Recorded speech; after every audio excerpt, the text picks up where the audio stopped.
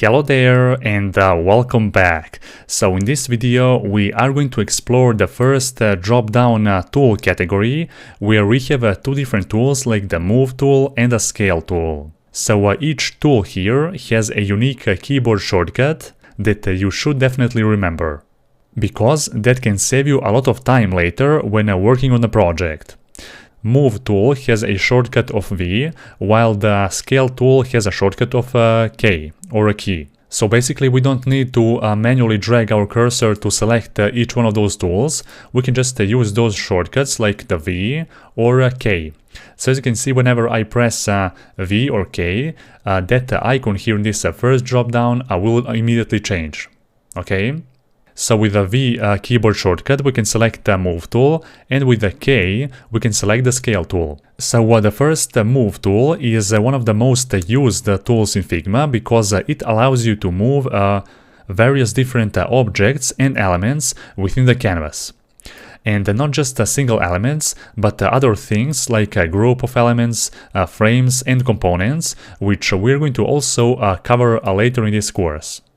The second tool, Scale tool, which we can access of course with the K keyboard shortcut. So with the Scale tool we will be able to increase or decrease the size of different elements, frames, components and fonts proportionally. As you can see, it works just like that. So we can just select that Scale tool, and we can click and just drag down and up to increase or decrease the size of this element specifically, proportionally. There we go. Now we could also use a Move tool to actually increase the size or decrease the size of an element, but there are some limitations. So as you can see, we can of course use this Move tool to scale this element, but that element will not be scaled proportionally unless we choose a Scale tool. Or there is also one shortcut, Shift. So if we hold down the Shift with this Move tool, then we will be able to increase the size of an element proportionally. Okay, so that's kinda one little hack that you can use to actually increase the size proportionally of a single element without using the Scale tool. Now there are some limitations that are actually present for the Move tool when it comes to a scaling.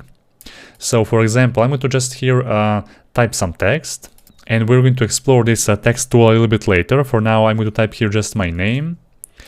I'm going to zoom in here a little bit by using this control and mouse wheel shortcut. There we go. So now as you can see, if I use this Move tool and I try to actually increase the size of this font like that, then that will not be possible, okay? As you can see, we are not increasing the actual font size, we are just increasing this actual border of this text. However, if I choose now the Scale tool, and when I try to drag this font, then this font will actually increase. Okay? So be sure to remember that the font or the text is not available for increasing or decreasing with the Move tool. Instead, you need to use the Scale tool. And that's pretty much it. So we're going to use those two tools in a more complex scenarios in the future of this course, of course. But for now you have learned their basics, and for this video that will be all.